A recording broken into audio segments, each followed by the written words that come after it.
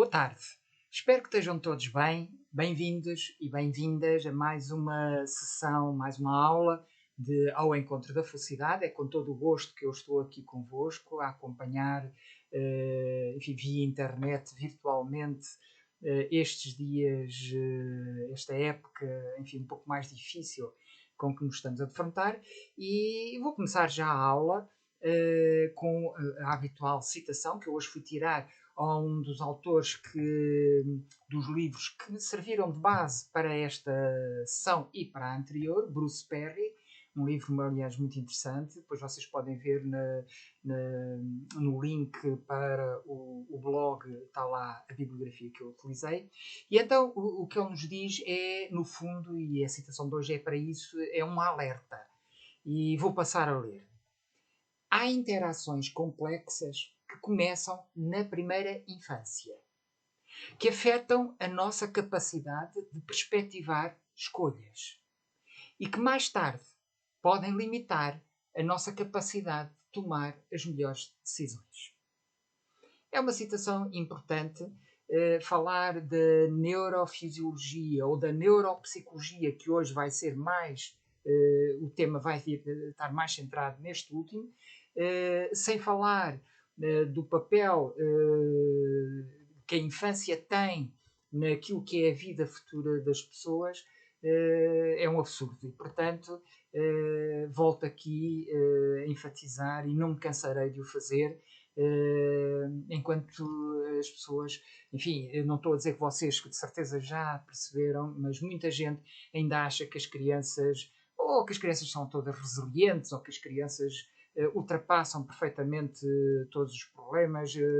Os adultos é que são mais sensíveis, as crianças não. E quando tiver estas ideias absurdas, erradas, mesmo erradas, comprovadamente erradas agora pelas neurociências, eu não me cansarei de enfatizar os cuidados que devemos ter na infância, com a educação e com o cuidado com os miúdos. E vou passar agora, portanto, à nossa aula propriamente dita. Vimos na aula anterior como funciona genericamente a neurofisiologia do nosso cérebro. Percebemos também como os genes e o contexto social e afetivo onde nascemos, crescemos e vivemos, bem como a arquitetura fisiológica do nosso corpo, não foram fruto da nossa escolha. Nós não escolhemos nada disto. Em particular, há uma frase muito interessante de um outro autor, que também é a base desta sessão, do Paul Gilbert. Ele diz, muitas vezes, o nosso cérebro foi construído para nós, não por nós. Vimos também como a ocorrência de um evento traumático ou a repetição de uma vivência não traumática podem ter implicações profundas e severas, tanto para o bem como para o mal, no funcionamento do cérebro. Vimos também que isso pode afetar, inclusivamente, a maturação do cérebro se esses eventos traumáticos ou a repetição dos não traumáticos, pior é a repetição de traumáticos, se estivermos a falar de crianças. E que tudo isto ocorre à margem da nossa vontade consciente. Vimos também que as associações traumáticas que o cérebro faz, especialmente na infância, mas também na idade adulta, não podem ser desfeitas. Ok? Não podem ser desfeitas. No caso das crianças é gravoso, porque se torna numa espécie de template, aquilo que se chama o template, a base, o modo pré-definido de como ela vai abordar todas as situações futuras. Aqui eu penso que não fui claro na aula passada sobre qual a saída para esta situação, quando isto ocorre. E por isso vou deter-me brevemente neste tópico. E, no fundo, a solução é usar exatamente o mesmo processo.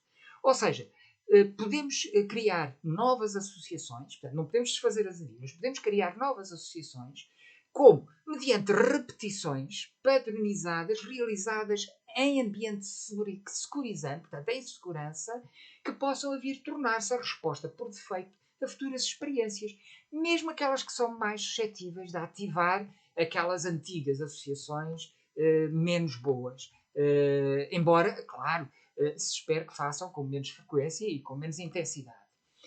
Portanto, uma forma é repetir novas associações, para ter novas associações. Outra forma também de criar novas associações é através de uma experiência terapêutica positiva e emocionalmente intensa.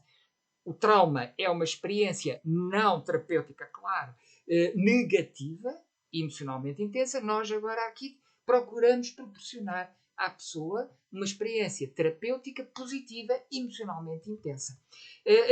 De curta duração, naturalmente, mas repetida algumas vezes. A investigação mostrou que se repetirmos algumas vezes, 4 vezes, 3, 5, ao longo da hora seguinte, os resultados podem de facto ser duradouros.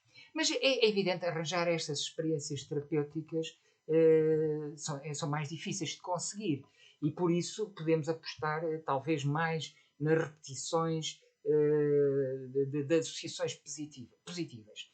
De qualquer modo, vocês sabem que eu sou um fã da compaixão, da autocompaixão, como uma filosofia e um método para vivermos mais felizes.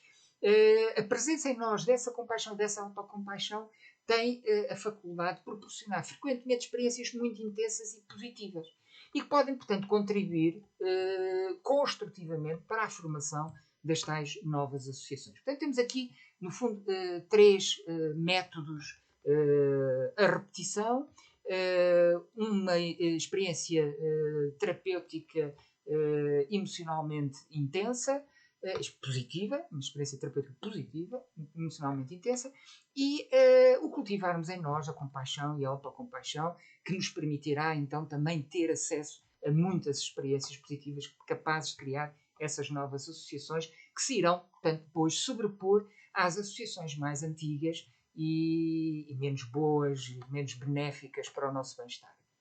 Bom, retomando, também falámos na aula passada como chegámos ao mundo equipados com um conjunto de emoções que nós escolhemos e com o seu substrato fisiológico, como já falei em umas aulas anteriores do António Damasio, enfatizava muito essa questão. E também já percebemos que este equipamento com que nós viemos não é perfeito.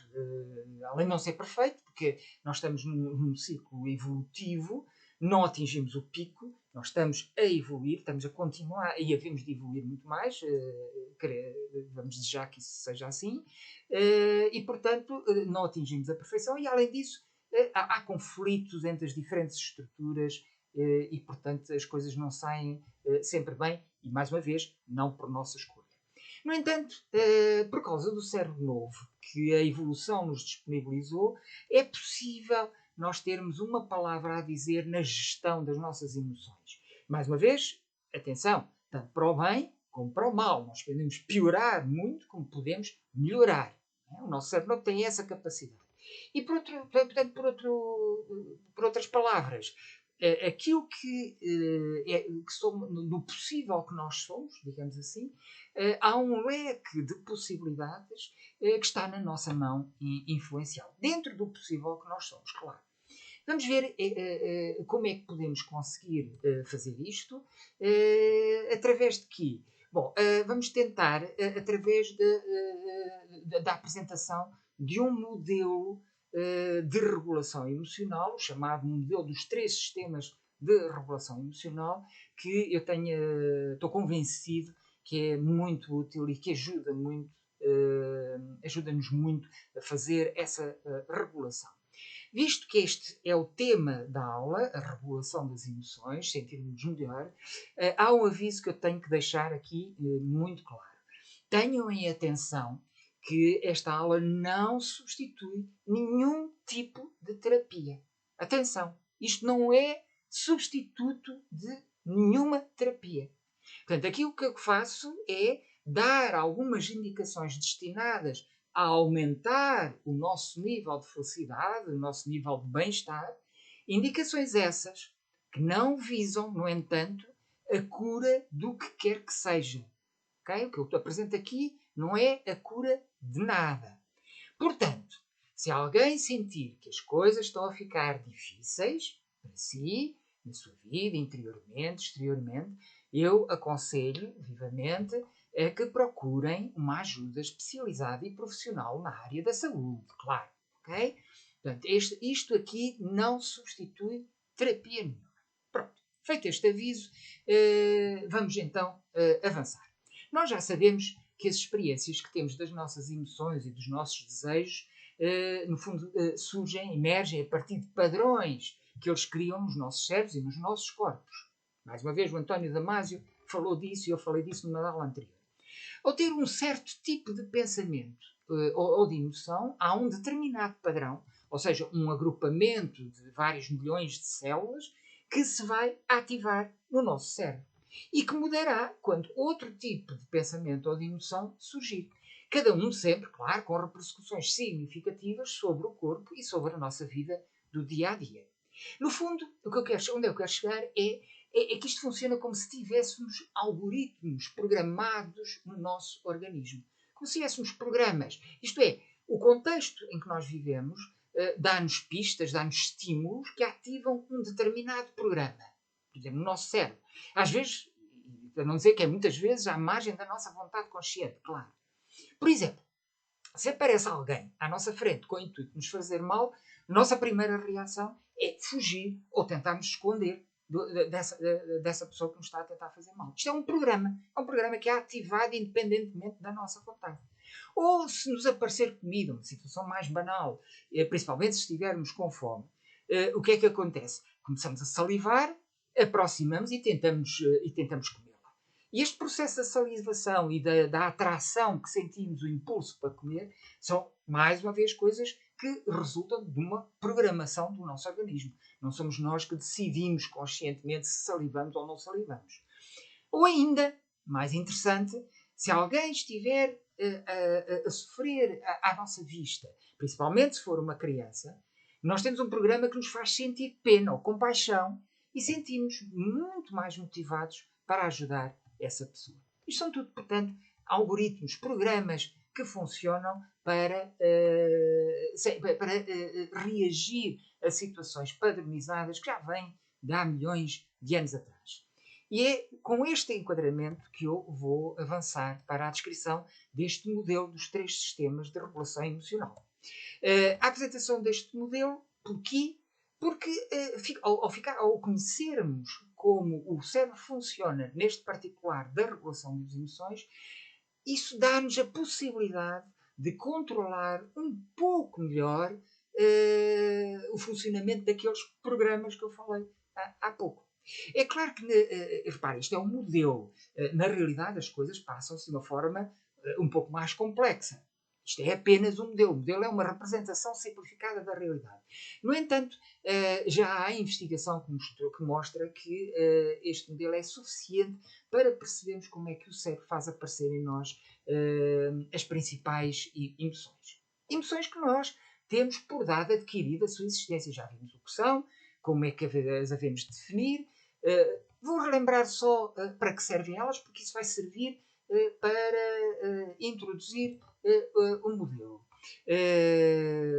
Portanto, as emoções são mecanismos que o nosso organismo usa para estimular a atividade da nossa parte, no sentido de 2 coisas principais para as quais nós fomos criados, de um ponto de vista, atenção, do ponto de vista da natureza, do ponto de vista natural. Não estou a falar aqui de um ponto de vista espiritual ou de um ponto de vista filosófico ou ético, ou seja o que for. Apenas de um ponto de vista natural. Portanto, é no sentido, a atividade, estas emoções surgem para ativarmos procedimentos no sentido de garantir a nossa sobrevivência física e a passagem dos nossos genes para garantir a sobrevivência da espécie. Portanto, a garantir a existência de novas gerações. E vimos já que as emoções provocam alterações no estado do nosso corpo. Elas dirigem a nossa atenção para aquilo que conta para a sobrevivência ou para a sobrevivência pessoal ou da espécie e, finalmente, estimulam determinados pensamentos e determinados atos. Assim, elas procedem desta forma e garantem também, ao mesmo tempo, é muito interessante, garantem ao mesmo tempo uma espécie de monitorização do que nos está a acontecer. Isto é, Se as coisas nos estão a correr a nosso favor, temos emoções positivas. Se as coisas estiverem a correr a nosso desfavor, temos emoções negativas. E, portanto, as emoções sinalizam como é que, em que estado é que nós estamos, em que situação é que nós nos encontramos e se é preciso fazer alguma coisa para melhorar. E assim, como diferentes órgãos do nosso corpo servem para diferentes objetivos, por exemplo, os olhos servem para ver, os pulmões servem para, enfim, oxigenar o sangue, os ouvidos para ouvir, etc. Assim, diferentes tipos de emoções servem para diferentes tipos de finalidades. E no caso do ser humano, há basicamente três coisas que as emoções servem para fazer. Ou seja, há três tipos de respostas diferentes que os contextos que vivenciamos podem provocar. Por exemplo, se estivermos sujeitos a uma situação de perigo ou de ameaça de perigo, nós teremos emoções violentas e desagradáveis que nos estimulam a enfrentar essa situação ou a procurar proteção em relação a ela. E estas emoções que são negativas, e chamam-se negativas porque são desagradáveis, porque, como estão a ver, elas são positivas porque são a favor da nossa sobrevivência, estas emoções negativas provêm de um sistema neurofisiológico que chamaremos o sistema focado na ameaça e no perigo. E para a frente nós passaremos a chamar, muito simplesmente, este sistema o sistema de ameaça, que generaliza para todo tipo de situações que põem em causa a nossa sobrevivência. É um sistema que foi construído especificamente para isso, para garantir a nossa sobrevivência. Mas isto provoca emoções negativas, como eu já disse. Mal seria se nós tivéssemos só este sistema, porque senão teríamos uma vida de miséria, claro. E, portanto, outra situação. Se nós estivermos a precisar de algo, que pode ser material, como comida ou abrigo, ou pode ser mental, como, por exemplo, precisamos do reconhecimento dos nossos pares, é muito importante, nós teremos emoções que nos motivam para conseguirmos obter. E estas emoções já são positivas, porque são agradáveis e estimulantes, constituem então o segundo sistema, que é chamado o sistema focado na busca de recursos e incentivos. E que eu simplesmente chamarei mais à frente o sistema de motivação, por exemplo, uma coisa mais simplificada. Mas é este sistema da busca de recursos e de incentivos. Finalmente, se tudo. Reparem, até agora tivemos emoções negativas, emoções positivas, mas com um traço comum. São emoções que nos ativam para trabalhar. Okay? Não são emoções que nos motivem para repousar. E o repouso é importante, como nós sabemos, o sono, muito importante para a regeneração do nosso corpo e, em particular, do nosso cérebro. E assim, se tudo estiver bem, não houver qualquer problema, estivermos satisfeitos, não tiver perigos à nossa volta, nós vamos ter emoções tranquilas, de satisfação e de bem-estar. Os sistemas anteriores, como eu disse, também são de satisfação, mas são excitantes, enquanto que estas são tranquilizantes. E por isso, nós chamamos este sistema o sistema focado na tranquilização e na segurança afetiva. Eu vou simplificar, vou passar a chamar só sistema de tranquilização, mas é um sistema que tem a ver, portanto, com emoções calmas, tranquilas e afetivamente satisfatórias. Deste modo, o nosso cérebro contém em si, portanto, pelo menos estes três tipos principais de sistemas de regulação de emoções. Como eu disse, isto é um modelo simplificado. As coisas são mais complexas. E relembro que sistema, já agora, a propósito, relembro que sistema é aqui, muito simplificadamente, é entendido como um conjunto de neurónios que funcionam em conjunto.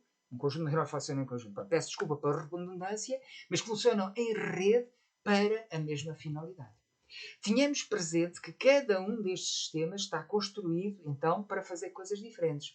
Mas também estão construídos para trabalharem em conjunto, interagindo entre si e equilibrando-se uns com os outros. Nós iremos mais à frente desenvolver mais este ponto.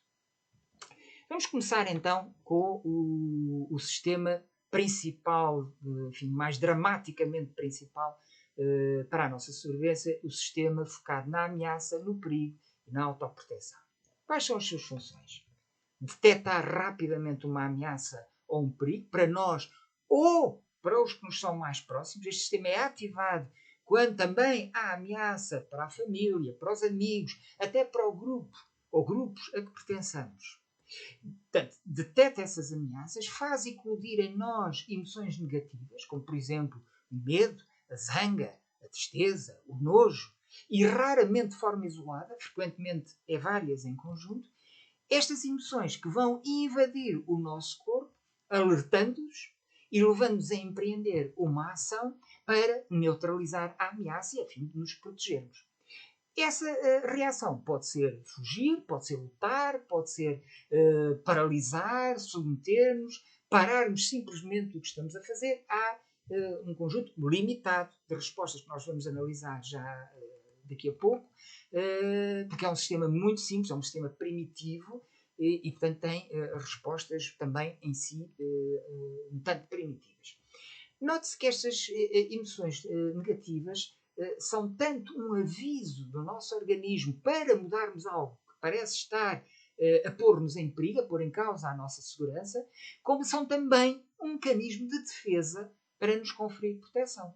Por exemplo, quando eu sou vítima de uma injustiça e me zango por causa disso, essa zanga tanto serve para me motivar, para eu trabalhar, para me envolver a repor a justiça que me foi tirada, como serve também para que o perpetrador da injustiça não volte a fazer o mesmo, nem tente fazer pior.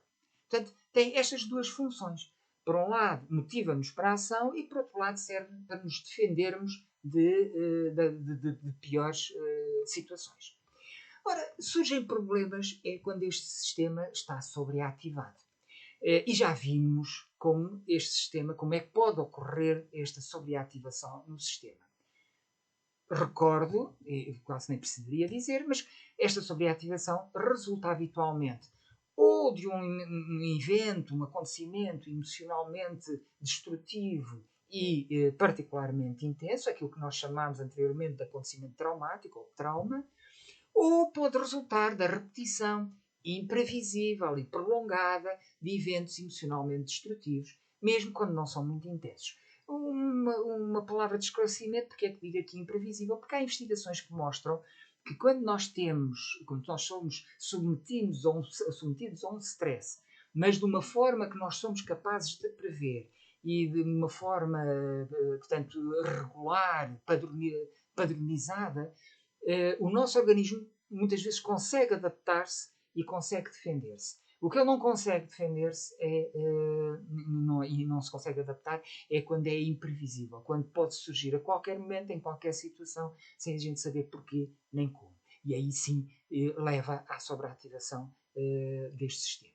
E vimos que estas experiências negativas, trauma ou a repetição, são muito mais devastadoras e permanentes na infância do que nos adultos, porque levam a marcas profundas na arquitetura destes padrões neuronais que constituem este sistema focado na ameaça e no perigo. E vejamos, por exemplo, a título mesmo de exemplo, uma criança na escola que esteja nesta situação de sobreativação deste sistema de ameaça, devido, por exemplo, a problemas crónicos de pobreza, ou problemas crónicos de violência doméstica, ou de simples, mas grave, negligência física e emocional, a pergunta que ocorre fazer é: esta criança estará especialmente ou habitualmente atenta às lições? Naturalmente que não. Naturalmente que não. Ela tem o sistema de ameaça ativado. Portanto, ela vai estar em permanente tensão, a detectar sinais de ameaça nas palavras, nas faces, nos gestos dos professores e dos colegas. E à mínima suspeita de perigo. E eu chamo a atenção aqui que essa suspeita de perigo não são crianças, nem é preciso termos o sistema de ameaça sobreativado. Eu recordo quantas pessoas já me têm dito, adultos, quantas pessoas já me têm dito, que cruzam-se com uma pessoa que por acaso está distraída e que não cumprimenta, e as pessoas sentem logo isso como uma agressão. Né? Muitas vezes adultos interpretam como uma agressão aquilo que é simplesmente uma distração. Agora imaginem crianças que vivem habitualmente em situações familiares de caos, de violência, como é que elas não interpretarão sinais ambíguos da parte de professores e de colegas? E o que é que vai acontecer? O que é que vai acontecer? O sistema de ameaça está sobreativado, imediatamente o medo explode, o medo de ser atacada, e isso leva a uma das respostas típicas deste sistema: a agressão, a fuga ou a paralisação. Aliás, esta questão da paralisação, que é uma das respostas desse sistema, e que falaremos mais a seguir, como eu já disse, eu chamo a atenção que muitas vezes, quando damos uma ordem a uma criança e ela fica parada e não faz nada, isto não corresponde a um desafio às nossas ordens da parte dela. O que pode acontecer é simplesmente que ela paralisou. E isto é independente da vontade dela. Ela não consegue mexer-se. Ela não consegue desviar quase o olhar. Ela não consegue quase fugir. E, portanto, temos de ter atenção e temos de ter alguma calma, principalmente quando damos uma ordem com uma certa agressividade, com um certo tom áspero. Temos de ter em atenção que, às vezes, a reação não é aquela que nós desejaríamos, mas porque ativamos o sistema de ameaça da criança. Muito bem, este sistema, já vimos, produz emoções negativas. Porquê? Porque só elas é que nos fazem sair do nosso conforto e levam-nos a atuar. Quando nós estamos com emoções positivas, nós queremos é desfrutá-las. Agora, quando nós não fazemos nada, nós temos essas emoções negativas e nós não fazemos nada para mudar o que quer que seja, nós podemos acabar por ter vidas como, infelizmente acontece muita gente, vidas de uma verdadeira miséria mental. Pois este sistema não se desativa simplesmente por nós o ignorarmos. Pelo contrário, ele vai ativando cada vez mais até nós mudarmos. Okay? Portanto, ignorar as mensagens que este sistema, os avisos deste sistema, nunca é uma boa política. Ignorar nunca é uma boa política. Ora, bom, observemos então uma coisa. A generalidade das emoções negativas, então, provém deste sistema. Em que é que este conhecimento é vantajoso? Isto quer dizer que, quando nós tivermos alguma emoção negativa, nós já sabemos que é o nosso organismo que nos está a avisar de alguma ameaça, de algum perigo, de alguma coisa que não precisamos de nos proteger ou de fazer para que não fiquemos em perigo. É muito útil sabermos isto, porque nós identificamos logo, torna-nos muito mais fácil de saber quais são as causas do que nos estão a acontecer. Excetuam-se daqui, claro, eu estou a dizer, damos atenção a não ignorarmos esse sistema. Há alturas em que podemos ignorar as emoções negativas, nomeadamente aquelas que são episódicas e totalmente efêmeras. Por exemplo, quando acordamos de manhã e acordamos menos bem dispostos. Não há nada, não estamos em perigo, não há nada em princípio. Pode ser apenas uma coisa resultante do funcionamento do nosso organismo e, portanto, pode não ser necessário darmos uma grande atenção. Por outro lado, as emoções que resultam de traumas, pronto, aí já sabemos, o problema não é que haja algum perigo. Eu recordo, por exemplo, um traço típico dos veteranos de guerra, que é quando ouvem um barulho qualquer, um motor de escape, qualquer coisa, que se atiram para o chão. O que é que isto significa? Significa que o sistema de ameaça destas pessoas está sobreativado e qualquer coisa que se assemelhe às situações traumáticas que viveram durante a guerra acionam um programa e antes que elas deem conta estão estendidas no chão a tentar proteger-se. Portanto, estas emoções negativas que surgem por causa de um trauma também não significam que haja de facto uma ameaça ou um perigo. Pode significar apenas que houve de facto um trauma e que é preciso fazer novas associações. Então voltamos àquilo que eu já tinha prometido atrás, de quais as reações, as respostas comportamentais de sobrevivência, não nos esqueçamos, que este sistema ativa. São respostas automáticas, portanto não são escolha nossa, são muito simples, são bastante básicas, vêm das partes mais profundas do nosso cérebro E porquê das partes mais profundas? Porque tem a ver com o perigo, com a sobrevivência, portanto, é aquelas partes que nós temos em comum com outros seres vivos, porque todos os seres vivos querem sobreviver, claro, portanto, são respostas automáticas a maior parte das vezes, e por causa destas estruturas que tomam o comando. Eu vou dar aqui, então, exemplos exemplos não, vou dar quais são as respostas habituais, usando a emoção mais básica, mais genérica, aquela que é uma constante, constante no sentido de que ela existe potencialmente ou ativa em todos os seres vivos, que é o medo. A primeira resposta que podemos falar, que eu posso referir, é a de luta. E a luta surge, o irmos para a luta surge quando o medo ou não é excessivo, ou eu sinto que tenho hipóteses, porque se for excessivo já vimos, o sistema para, nós paramos, quando o medo não é excessivo, e quando sentimos que temos hipóteses de vencer o perigo e ultrapassá-lo. Se eu sinto que não tenho hipóteses de vencer o perigo e de ultrapassar, mas tenho hipóteses de me escapar dele, a segunda resposta possível é a fuga. A fuga aí acontece quando o meu medo já é maior. Okay? Eu queria chamar a atenção aqui, estou a falar do medo, vocês provavelmente estão a perguntar, bem, mas o que é medo? Mas não é ansiedade?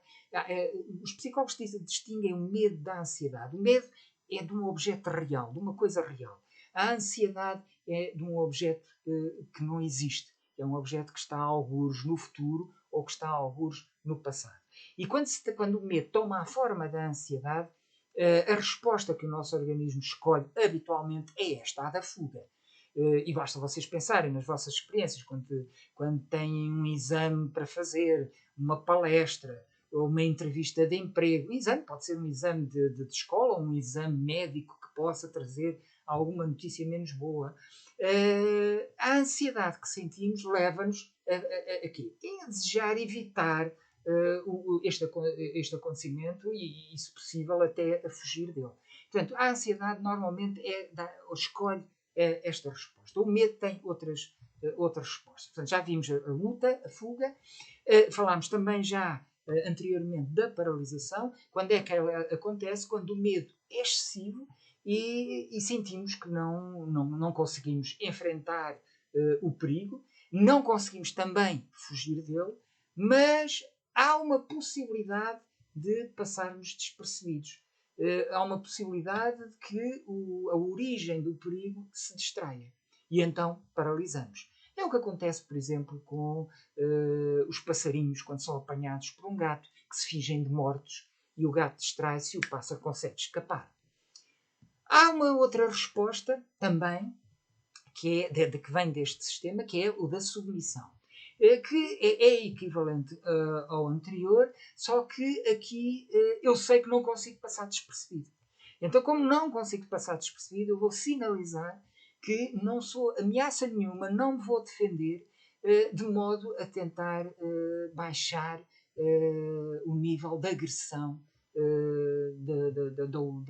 da origem, enfim, do perigo. Nós vemos isso também nos animais, por exemplo, nos cãezitos, quando se cruzam com um cão maior, que se encolhem, põem o rabito entre as pernas ou deitam-se no chão e mostram a barriga. São, portanto, sinais de uma resposta que vem deste sistema, que é da submissão. Não, como vocês estão a ver, nós temos vindo a um crescendo do medo, no fundo, esta resposta corresponde a um crescendo do medo. Agora, quando o medo atinge o seu maior extremo, em particular em situações da mais completa impotência e vulnerabilidade, que é o caso muito comum nas crianças sujeitas à violência doméstica, temos uma última resposta deste sistema, uma resposta, digamos, mais grave, mais violenta, que é a dissociação. É uma reação extraordinariamente primitiva em que o cérebro prepara o corpo para qualquer tipo de danos que possam aparecer. Por exemplo, reduz a batida cardíaca para, se formos feridos, não termos grandes perdas de sangue. Pode porque o medo excessivo leva-nos a entrar em hiperventilação, para pessoas que já, infelizmente, já tiveram situações de pânico, sabem o que isso é, e, portanto, o que faz este sistema é desconecta mentalmente a pessoa da realidade, a pessoa parece que fica noutra realidade. Isto acontece muito, a dissociação acontece muito de uma forma benigna, claro, benéfica, por exemplo, nos estados hipnóticos, ou quando estamos entre o acordar e o adormecer, em que nós nos desconectamos da realidade circundante. E, portanto, esta é a resposta, digamos, mais extrema que o nosso organismo, que este sistema produz perante uma ameaça. Portanto, como veem, são respostas muito básicas, muito primitivas, muito simples, mas que têm sido eficazes para a nossa sobrevivência até recentemente. Como são respostas simples, elas funcionam bem em contextos simplificados. Nós hoje vivemos em contextos muito mais complexos e, portanto, esta situação já não é, muitas vezes as nossas respostas nem sempre são tão adequadas. Este sistema, é preciso dizê-lo, tem uma prioridade absoluta sobre os outros sistemas. Porquê? Porque está muito ligado à sobrevivência e, por isso, eu resisto muito fortemente a qualquer tentativa de o acalmar e é impossível de o desligar. É um sistema, como eu já disse, muito antigo.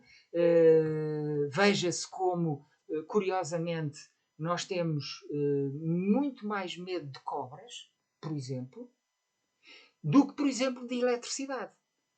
A eletricidade mata muito mais do que as cobras. Mas como o sistema é antigo, ele tem uma memória antiga, uma espécie de arquétipo de medos que ele tem lá atrás, e a cobra provoca medos muito mais intensos. Este provoca fobias. E enquanto que a eletricidade não é tão comum, de certeza que existe alguém que tenha fobia à eletricidade, mas não é de facto tão comum, porque é de facto um sistema muito antigo. É um sistema, portanto, que é ativado pelas agressões externas, temos estado a falar disso, mas também pelas agressões internas, aquelas que nós fazemos em relação a nós próprios. Estas têm um papel também muito relevante na sobreestimulação deste sistema. E eu vou dar, por exemplo, aqui um exemplo muito simples, nestes tempos de crise pandémica, em que as situações laborais complicadas, eu posso sentir medo de poder falhar na minha vida, ter medo de falhar com a minha família, de faltar com aquilo que eu, enfim, era suposto eu garantir à minha família. E como sentir isto é uma emoção desagradável, eu começo a ter medo dela e a querer fugir dela e a querer afastá-la e a querer eliminá-la. E ainda por cima, pior, eu sinto-me envergonhado, fico envergonhado de a sentir. E é por isso que eu, aliás, a escondo dos outros, não falo dessas emoções, o que é um erro, como já vimos nas aulas anteriores. Não é? E depois, ainda por cima, sou capaz de ficar furioso comigo mesmo por estar a sentir este medo e não estar a conseguir controlar. E ao fim de algum tempo, eu começo mesmo a desesperar. Portanto, estão a ver, aquilo começou com um medo simples de poder falhar por coisas que não são da minha responsabilidade. Eu vou encastelando, ampliando, agravando a ativação deste sistema. Aquilo que era uma ativação inicial relativamente simples acaba numa ativação excessiva que pode ser verdadeiramente esmagadora e com consequências que podem levar a enfim, consequências, portanto, consequências podem ser irreparáveis para a nossa vida. E, portanto, estas agressões internas também têm um papel muito importante na sobreativação deste sistema e nós temos que estar muito atentos a estes processos. São processos que resultam do facto das emoções alimentarem pensamentos e motivarem comportamentos, mas isto não é linear. Isto não é linear, porque depois os pensamentos também criam mantêm ou ampliam emoções, e depois os comportamentos agravam também os pensamentos, influenciam negativamente, portanto, comportamentos negativos, claro, influenciam negativamente o pensamento negativo, influenciam negativamente as emoções, tudo numa espécie de espiral em feedback que vai agravando a situação que nos vai fazendo ficar cada vez pior. Vimos já que este sistema, quando é despertado, tende a ativar respostas muito básicas. O que isto quer dizer é que tende a desativar o nosso cérebro novo, o nosso cérebro racional. E por isso, como eu já disse atrás, é muitas vezes desadequado a um ambiente, a um contexto mais civilizado e complexo. No entanto, reparem que hoje em dia é talvez o sistema mais estimulado de todos os sistemas de regulação emocional. E vocês vão me achar estranho, estimulado, mas porquê? Bom, porque ativa comportamentos de segurança, esta é uma razão, ativa comportamentos de segurança que dão lucros à nossa sociedade capitalista que vive muito do nosso consumismo. Por exemplo, se me for criada insegurança e se me disserem que me dá à segurança se eu possuir bens materiais, vocês já estão a ver. Eu vou para a procura de bens materiais, sou motivado para ir à procura de bens materiais. E depois também há uma razão menos, enfim, mais antipática, nem é menos simpática, mais antipática, é que se o medo for suficientemente ameaçador, nós já vimos atrás, ele ativa a resposta de submissão. E esta resposta, temos de admitir que é sempre útil e agradável para o poder. Para o poder que o quer manter sem riscos, porque convencer e persuadir nem sempre resulta naquilo que queremos. É um processo complicado e sem resultados garantidos.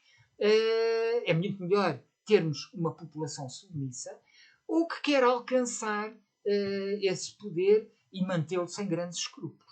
E, portanto, a técnica que muitos políticos usam, e nem é preciso dar-vos exemplos, vocês já estão a ver alguns, é instilar o medo na população, seja o medo contra os imigrantes, seja o medo contra os ciganos, seja o medo contra a criminalidade, seja o medo com o que quer que seja o medo contra os comunistas, seja o medo contra os fascistas, seja tudo motivar pelo medo é tentar obter a resposta de submissão. Há um contexto em que estimular estas respostas básicas, já vimos que os políticos fazem isso um bocado, abusam um bocado disso, estimular estas respostas básicas, há um contexto em que ele realmente não... O contexto político não é bom. Não é bom, principalmente, deixem-me dizer-vos, quando principalmente se põem partes da população contra outras partes da população. Eu falei de ciganos, imigrantes e criminosos, mas já tivemos governantes aqui em Portugal a pôr, por exemplo, a parte da população contra os funcionários públicos, ou pôr as pessoas contra os professores, ou pôr as pessoas contra os médicos, fazer destes grupos inimigos da sociedade, fazê-los passar por inimigos da sociedade, de forma a garantir uma submissão entusiástica da parte da população. E conseguem, de facto, quando as pessoas não se apercebem do truque. Mas, como eu estava a dizer, há um contexto em que a ativação deste sistema, não falo sobre a ativação sequer, falo da ativação deste sistema, não é o melhor processo. E estou a falar num contexto educativo, ou num contexto em que tentamos melhorar os comportamentos das pessoas. Portanto, por exemplo, num contexto de saúde, por exemplo, na toma de medicamentos ou na execução, na realização de exames, enfim, nestes contextos. A única possível exceção é quando o medo é muito ligeiro.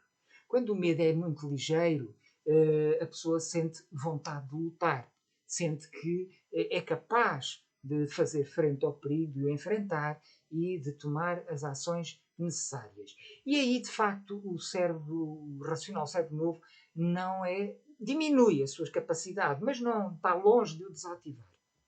Mas mesmo suscitando um medo ligeiro, é um processo que é perigoso.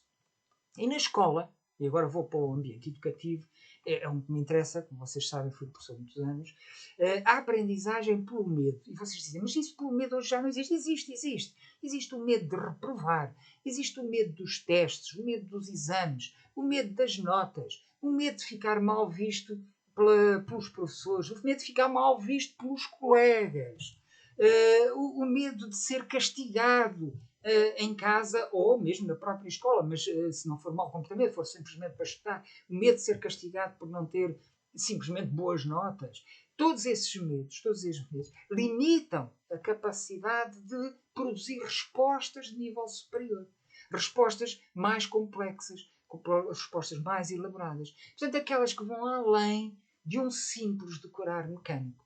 Nos sistemas educativos antigos, em que o que se pretendia é, de facto, populações obedientes, um sistema educativo que promovia o decorar mecânico e que funcionava pelo medo estava adequado. Não é isso que hoje desejamos nas nossas sociedades democráticas, nas nossas sociedades civilizacionalmente complexas. E, portanto, temos de ter cuidado. Um outro aspecto que também tem a ver com este sistema é que, como vocês sabem, é um sistema que pode ativar, principalmente se for na sua versão da ansiedade, pode ativar a resposta de fuga.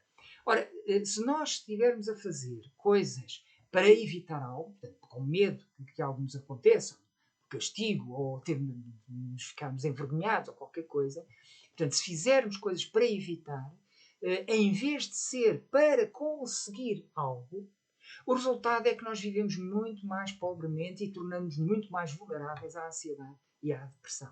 Portanto, é preferível nós trabalharmos para conseguir qualquer coisa do que trabalharmos para evitar qualquer coisa. Por exemplo, na questão de hábitos, o que é melhor? Lutarmos para eliminar um hábito ou procurar conseguir um novo hábito que se sobreponha ao hábito anterior? Esta última opção. É preferível tentarmos ganhar um novo hábito. Ou, por exemplo, tentarmos construir um melhor estado de espírito em vez de estarmos a fazer coisas ou a não fazer para evitar sentirmos mal. Quando nós tentamos evitar sentirmos mal, normalmente a nossa vida estreita-se, a nossa vida complica-se. É preferível nós lutarmos para nos sentirmos melhor, para fazermos coisas para nos sentirmos melhor e não evitar coisas para não nos sentirmos piores. Portanto, não vamos evitar coisas por medo. Portanto, é uma faceta deste sistema que não é, infelizmente, não é de grande ajuda. Há ainda mais algumas características importantes deste sistema que eu gostaria de levar à vossa consideração. Uma outra característica é que ele pode gerar várias emoções ao mesmo tempo e contraditórias entre si. Por exemplo, perante a crítica de um amigo, nós podemos sentir-nos zangados e tristes ao mesmo tempo. Estão a ver? Portanto, uma emoção negativa que é estimulante, é proativa, e ao mesmo tempo uma emoção negativa, que é a tristeza, que limita a nossa motivação para atuar.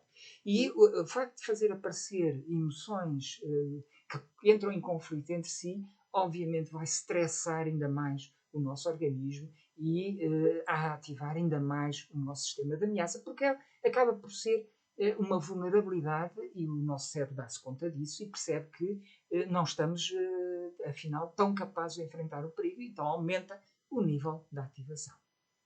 Uma outra característica importante que temos de ter em atenção neste sistema é que ele tende a sobre-reagir e a cometer erros a favor da segurança. Há um provérbio inglês que diz better safe than sorry. É melhor estarmos seguros do que arrependidos. Por exemplo, e vamos dar um exemplo na selva, um exemplo antigo, do que os nossos antepassados passaram muito por isto, há uns bons milhares de anos. Perante um ruído suspeito, o que é melhor? É melhor fugir porque pode ser um leão, nós não sabemos o que é o ruído, é melhor fugir porque pode ser um leão, ou é melhor ficar quieto, supondo que será provavelmente um pássaro. Os que sobreviveram foram os que fugiram. Os que ficaram a pensar que era um pássaro, houve alguns que não sobreviveram. E, portanto, este sistema, como nós somos descendentes daqueles que sobreviveram, este sistema é aquele que nos faz logo reagir e preparar-nos para o pior. Portanto, ele tende a reagir em excesso. Raramente ele reage por defeito. Tenho falado muito da sobreativação. A sobreativação, principalmente quando é repetida ou duradoura no tempo, deste sistema de ameaça, tem uma série de consequências negativas e por isso nós devemos fazer com que essa sobreativação não aconteça. E que consequências? Bom, já vimos, pode levar à perturbação mental. Isto é, os excessos de raiva, ou de ansiedade, ou de depressão, que passam a dominar e a escapar ao nosso controle, põem-nos em situação de grande perturbação. E, portanto, não são nada agradáveis, nem são nada fáceis depois de lidar. Leva também, a sobreativação leva também ao esgotamento do organismo, porque é um sistema que consome muita energia, como vocês imaginam. Tudo que o nosso cérebro, que em particular este sistema faz ao nosso corpo, para nos preparar a nível hormonal, a nível muscular, a nível de circulação, a nível da digestão, tudo, as alterações que provoca no corpo, isto consome muita energia.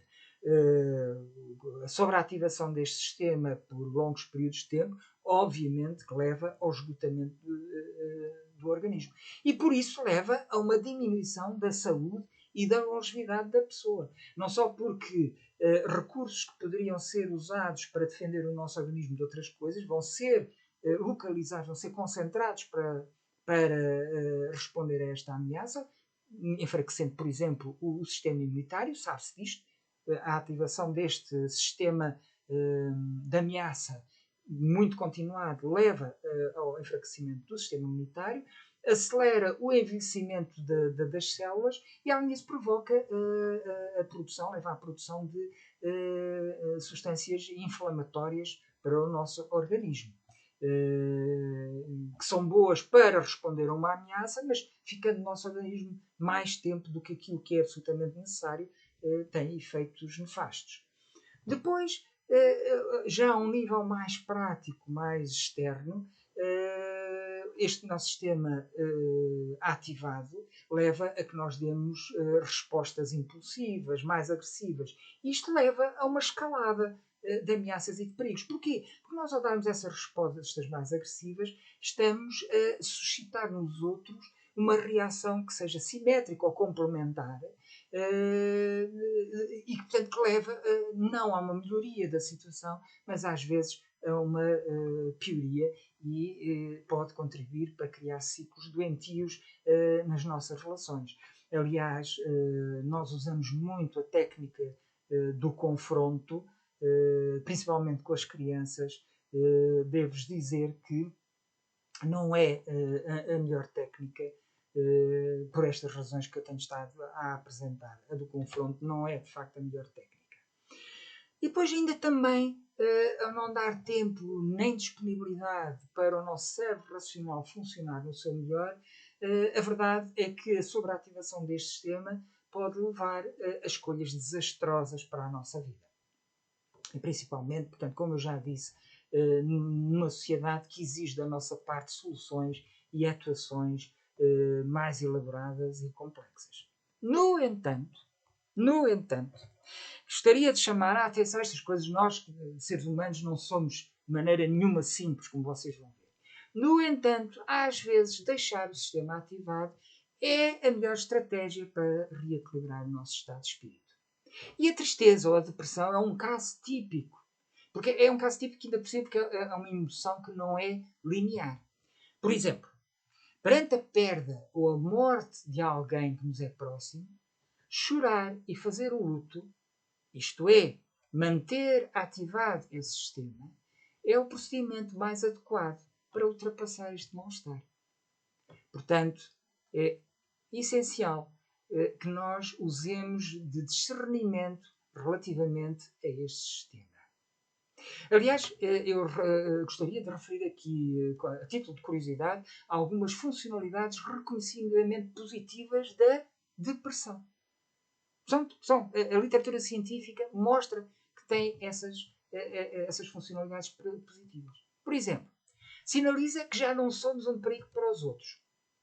Em que situações? Em situações em que estamos em competição.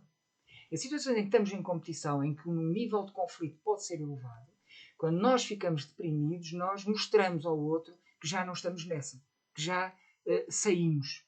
E saímos porquê? Porque quando estamos numa competição, perdemos a competição, sentimos tristes. Esta resposta de tristeza quando perdemos uma competição não é a nossa escolha, não fomos nós que decidimos, é o nosso organismo, é o tal programa que ativou. E esta é uma das funções da tristeza ou da depressão. E em virtude disto, o que é que tem uma outra consequência? É que ajuda a parar agressões que estivessem a ser produzidas por outros. Lembra-te eu falar há bocadinho da escalada. Agressão, agressão, agressão, agressão e uma escalada de agressões. Se de um lado houver a depressão, do outro lado é provável que pare também a agressão. Nem sempre é assim, porque nós seres humanos somos muito complicados, como eu já disse, e isto nem sempre acontece, mas na realidade é uma das funções da depressão. Além disso, a tristeza suscita nos outros comportamentos de consolo.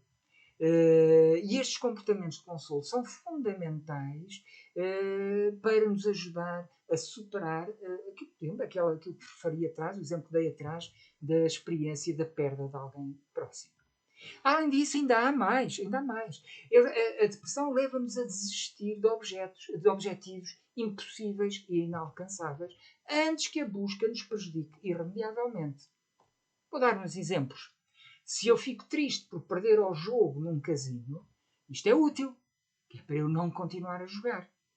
Eu fico triste, fico mais em baixo e apetece-me a desistir. É uma boa reação. Estão a ver? Uma das utilidades. Ou se fico triste porque não consigo já, isto nas nossas idades acontece isto, não consigo já levantar grandes pesos, isso leva-me a não continuar a tentar. Eu quando estou triste, quem faz exercício físico sabe que quando se está triste parece que o exercício físico custa um bocadinho mais a fazer. E às vezes é o nosso organismo a dizer para, abranda, não é parar definitivamente com o exercício físico, já sabemos que o exercício é importante, mas é abrandar e deixar o nosso corpo recuperar por si o seu estado normal. Estes são alguns aspectos, só a título exemplificativo de funcionalidades vantajosas da depressão, que nós estamos habituados a considerar como sempre uma coisa má, negativa, terrível, etc.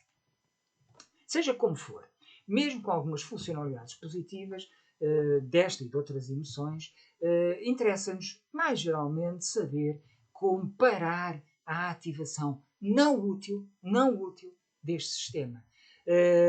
Porque não queremos a sobreativação, já vimos os problemas que isso traz, não queremos que a ativação se torne crónica, porque ela é bastante má para o nosso corpo. Houve um biólogo muito famoso, Robert Sapolsky, que escreveu um livro chamado Porquê é que as zebras não têm úlceras?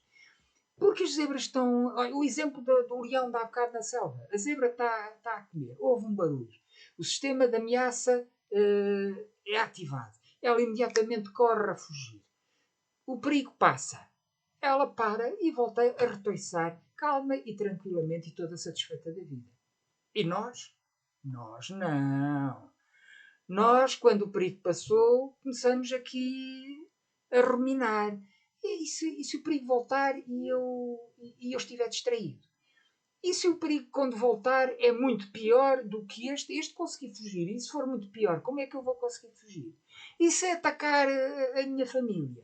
E isto faz com que eu tenha úlceras. Ao contrário das vezes eu tenho úlceras. Portanto, é mau para o corpo, de facto, manter ativo este sistema e, portanto, interessa-nos saber como é que podemos parar ou acalmar a ativação deste sistema.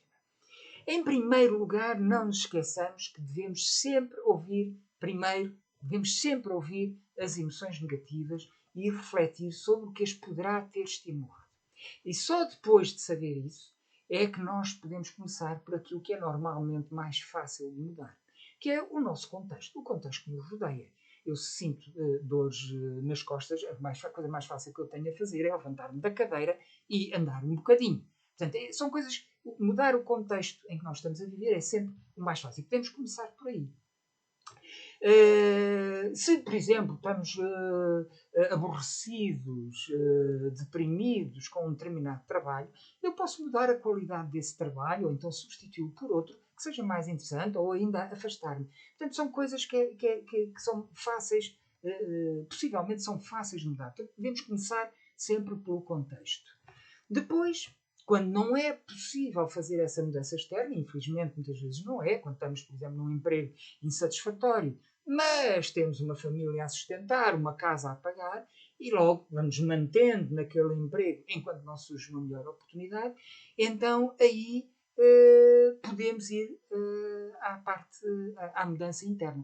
Isso também acontece quando detectamos que a emoção negativa surge por causas internas.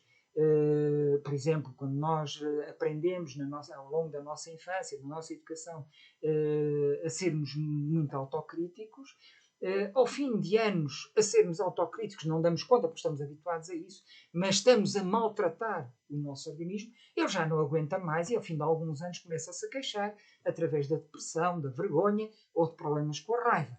Okay? As emoções negativas desse sistema de ameaça. E então essa é a altura de procurarmos mudar este contexto interno, no sentido de, referindo-me aos exemplos que eu apresentei, por exemplo, do emprego que me insatisfaz, não posso deixar, é no sentido, mudo-me internamente de forma a me adaptar melhor ao emprego que eu tenho. Aquela frase, enfim, não é uma frase ideal, mas em alguns contextos é a frase possível. Se não tens do que gostas, gosta do que tens. Basicamente é esse o princípio. O segundo exemplo da questão da autocrítica, obviamente que aí é esforçarmos por diminuirmos essa agressão que fazemos em relação a nós próprios, portanto, diminuirmos essa autocrítica e desenvolvermos mais a autocompaixão, por exemplo. Nunca esquecendo que nós fomos construídos para termos estas emoções. Nós não as criamos. O facto de delas aparecerem não é culpa nossa. Elas estão aí para nos ajudar a viver melhor. O que nós podemos fazer é orientar o organismo para, resolvendo as situações para que elas alertam, procurarmos voltarmos a sentir melhor. Portanto, não nos devemos culpar ou envergonhar ou ficar irritados ou ficarmos desiludidos por estarmos a sentir estas emoções. Infelizmente há muita gente que sente isto e faz com que as guardem para si, que não peçam ajuda, e isto é o contrário do caminho, nem é o ideal, é o caminho para nós de facto melhorarmos o nosso bem-estar e baixarmos a ativação deste sistema. E finalmente, ainda continuando nisto, finalmente só depois de concluir que essas emoções já não são mesmo úteis, então aí nós devemos dirigir a nossa atuação para o sistema mesmo em si. E como é que fazemos isso? Bom, não tentemos eliminá-lo porque é impossível. Este sistema é um sistema que garantiu a sobrevivência aos seres vivos deste planeta durante milhões de anos. Não é possível eliminá-lo. Não é possível. O que nós podemos fazer é reequilibrá-lo. Reequilibrá-lo como? Reparem, eu falei, este modelo é o modelo dos 3 sistemas de regulação emocional. Para além daquilo que eu já falei anteriormente, uma forma de acalmar este sistema é enfatizando, centrando, ativando os outros 2 sistemas, de forma a que os 3 sistemas se equilibrem mutuamente.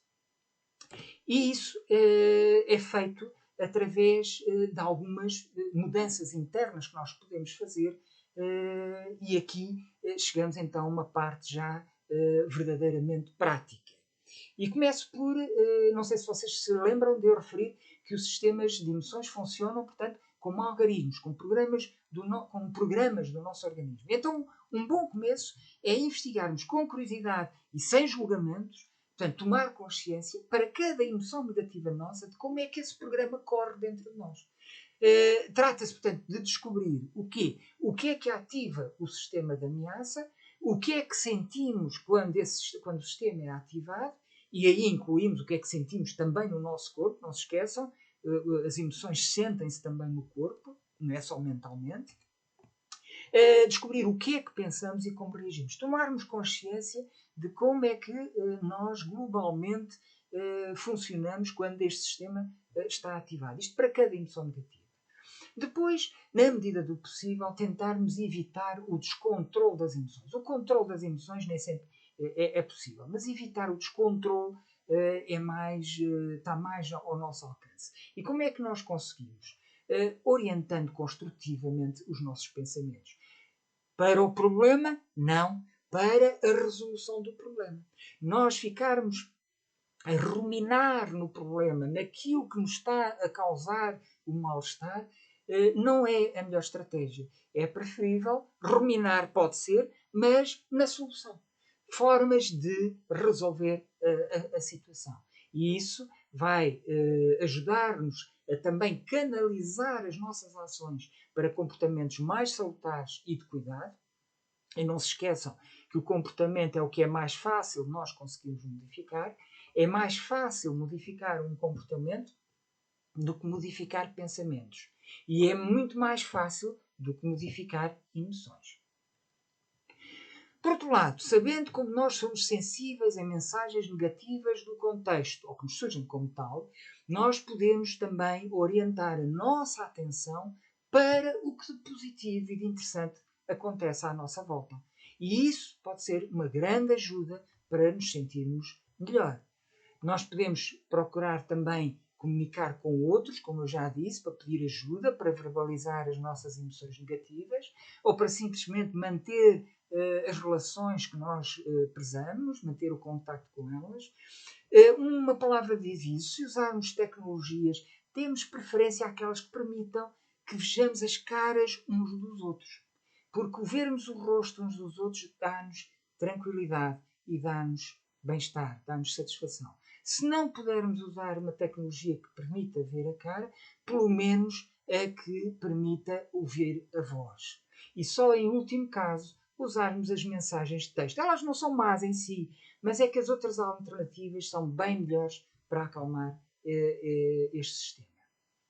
Por outro lado, se o que afetou o nosso sistema também afetou o de outros, nós podemos encontrar meios de ajudar esses outros. O acto em si de ajudar, bem como o reconhecimento que depois, por via disso, nós podemos receber, também contribui muito para acalmar esse sistema. Uma outra coisa que vocês também já ouviram, porque tem sido uma indicação que tem sido dada ao longo destes últimos meses, é evitarmos os acontecimentos ou as notícias chocantes que têm um grande potencial de nos perturbar. Nós não devemos esquecer que o impacto psicológico no nosso cérebro de acontecimentos negativos é várias vezes maior do que o de acontecimentos positivos. Depois, claro, não introduzirmos mais fatores de stress, por exemplo, com a autocrítica. E, finalmente, portanto, também podemos reeducar o nosso sistema criando novas associações, como eu falei já anteriormente. E já referi isso, portanto não vou repetir. Podemos também usar o ileísmo, vem do latim ile, que significa eu, que é o ato de nos referirmos a nós mesmos na terceira pessoa, em vez de na primeira. Isto é, quando eu estou a refletir sobre um conflito que eu tenha, pois aquela pessoa disse-me aquilo, eu não mereço que aquela pessoa me diga uma coisa daquelas. E eu agora, a partir de agora, aquela pessoa vai ver que eu não, em vez de ter este discurso, usar o mesmo discurso, só que em vez de eu uso a terceira pessoa. O Rui sentiu-se ofendido com aquilo que aquela pessoa disse. O Rui está a pensar em vingar-se. Se calhar não é a melhor solução. Estão a ver? Eu só o facto de eu usar a terceira pessoa, já estou a solicitar o meu cérebro racional, o meu cérebro novo, e a acalmar o meu sistema de ameaça. E porquê? Porque eu estou a exteriorizar, a externalizar a ameaça. A ameaça já não é dirigida a mim, mas é dirigida a um personagem que já não é exatamente eu, é alguém que está ao meu lado, que é o Rui. Portanto, usar esta técnica, referirmos a nós mesmos na terceira pessoa, também ajuda a acalmar este sistema. E depois, como eu vos disse, usar os outros sistemas para reequilibrar o organismo, estes três sistemas. E nós iremos ver como é que podemos fazer isso numa próxima aula, mas posso já avançar com um exemplo, uma situação, enfim, pronto, que também aconteceu comigo. No outro dia, quando eu soube da morte daquele médico por Covid-19, senti medo também do mesmo me poder acontecer. Quando a gente vê como são pessoas individualizadas, nós sentimos esse medo a crescer, nascer e crescer dentro de nós. E de repente apercebi-me que se eu, em vez de ruminar à volta deste medo, se eu cultivasse a gratidão, uma gratidão profundamente comovida a este médico, a outros profissionais de saúde que morreram porque não fugiram de cuidar das pessoas e, portanto, não fugiram de mim caso eu tivesse necessidade deles. Portanto, cultivar a gratidão, isso fazia baixar muito o meu sistema de ameaça e ajudava-me a lidar melhor com este medo. Também ajuda a escolhermos com cuidado um significado, um valor que confira sentido à nossa vida. Um sentido, quando nós temos um valor que orienta a nossa vida, ele passa também a ser um foco da nossa atenção que equilibra o outro foco que está mais centrado nas ameaças e no que de mal nos pode acontecer. Ajuda também a pensarmos que tudo acaba por passar. E que aquilo que não passa, porque há coisas que de facto não passam, nós somos seres excepcionalmente adaptativos e, na maior parte dos casos, nós habituamos-nos àquilo que de facto não passa. E, entretanto, nós podemos sempre pensar no que gostaríamos realmente de fazer com a nossa vida. Quando esta situação em que o sistema da ameaça está ativado, quando esta situação passar, o que é que eu gostaria realmente de fazer? E quando eu tiver uma resposta, começar logo a fazer, não esperar que o sistema deixe de estar tão ativado.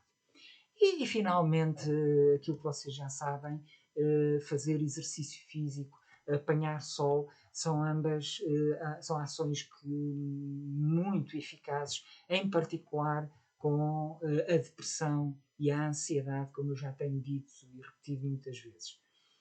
Gostaria também, já estamos a chegar ao fim, gostaria também de chamar a atenção que eu tenho estado a falar destas emoções negativas como sendo desagradáveis. Não como más, já sabemos, espero que vocês agora estejam perfeitamente conscientes de que estas emoções trabalham a nosso favor, portanto elas no fundo são positivas, mas tenho estado a falar delas como se fossem sempre desagradáveis. O que não é verdade. Há situações em que nós nos podemos divertir com algumas destas emoções negativas. Vocês vejam, por exemplo, como o medo e a ansiedade podem ser divertidos, por exemplo, no caso dos desportos radicais. Ou podem ser divertidos quando vemos filmes de suspense, ou quando jogamos jogos de computador muito competitivos.